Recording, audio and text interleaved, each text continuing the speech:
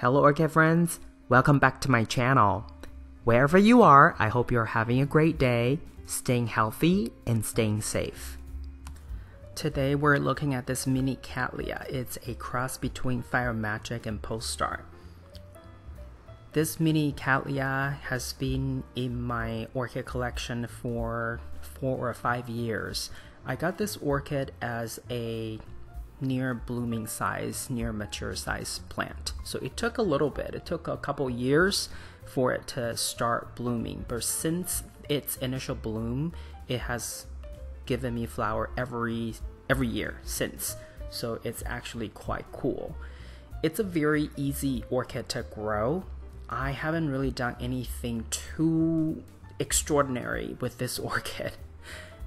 Its current growing location is really just on a windowsill. I used to grow this orchid on my orchid rack under a grow light, and it didn't really do all that spectacular, and its first year actually didn't even bloom. And ever since I moved it to a windowsill location, I noticed that it started to pick up its growth.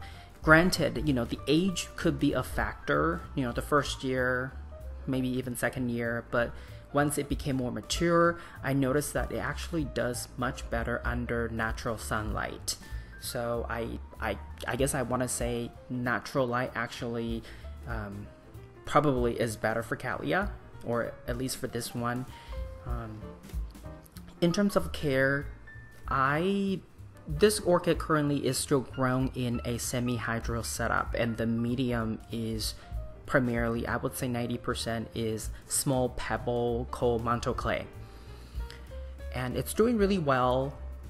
I usually give this orchid a set amount of water, and that is about 1/4 cup. Only in winter time, I will reduce it to about 1/8 of a cup, so half of 1/4 cup amount of water, because my goal is to let this orchid to complete wet dry cycle within 7 days, within a week, because that's my watering frequency.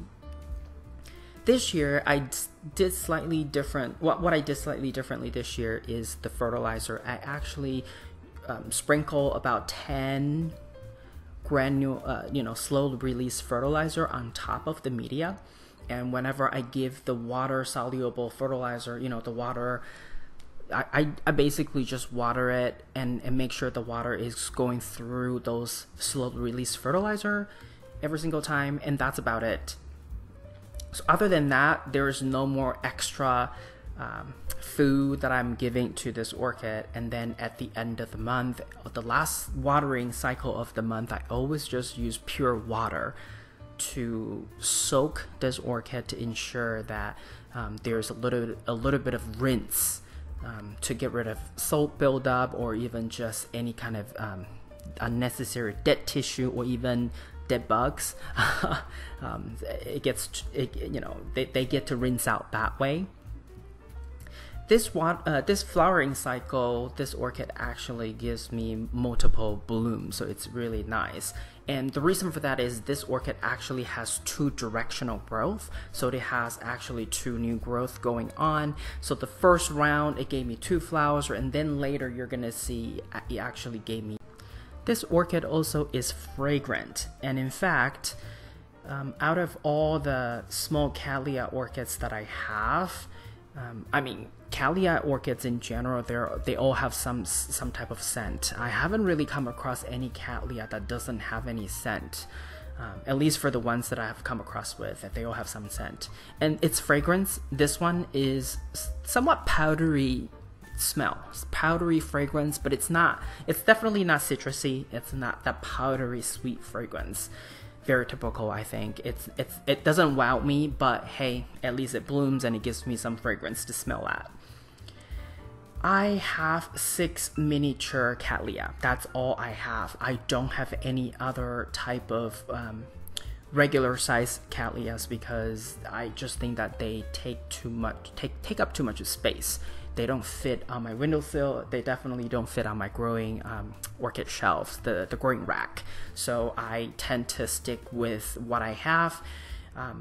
Some subscribers asked me if I plan to buy more Cattleya because they noticed that I have a lot of Phalaenopsis orchid in my collection, and my videos are primarily focusing on basically Phalaenopsis and a few Talebnias and a few Oncidiums, and only a handful of Cattleya orchid videos. And that's because I really only have 6, and if they don't bloom, unless they're doing magical, really substantial growth, otherwise I typically don't really give them the spotlight to talk about them on my channel.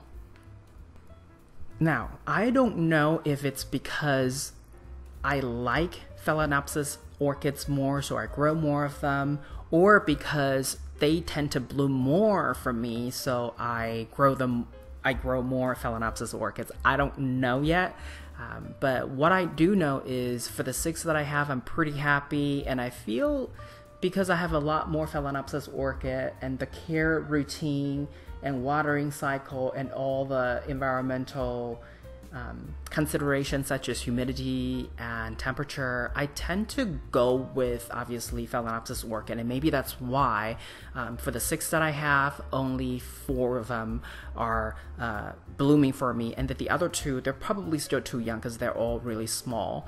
But again, they're small size Cattleya anyway, so it's actually kind of difficult for me to judge whether they're mature enough to bloom or not, because I really only got them, I got them when they were all near mature size plant. I did not pay full price for fully mature or Cattleyas to begin with. Anyway, I mean, they are rewarding. I still like them, but I really only do have 6, hence why I don't have that many videos on Cattleya. But when they bloom, they still give me joy, and I do love seeing other people's regular sized Cattleya blooms. They're really just amazing, but it's not for me. At least I don't have the right space for it. I don't have enough space, and I think in the near future, if I have more space, I may purchase a couple just to see if I can grow them.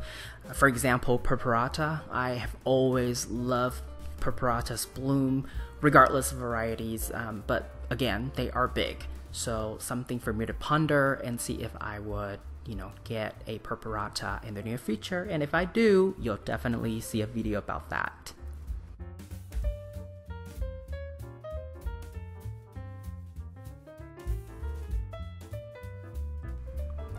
This is all I have for you today. If you like this video, please give it a thumbs up, and if you would like to get more orchid related videos from my channel, please subscribe and turn on the notification. I want to wish you happy growing, and I will talk to you in my next video. Ciao!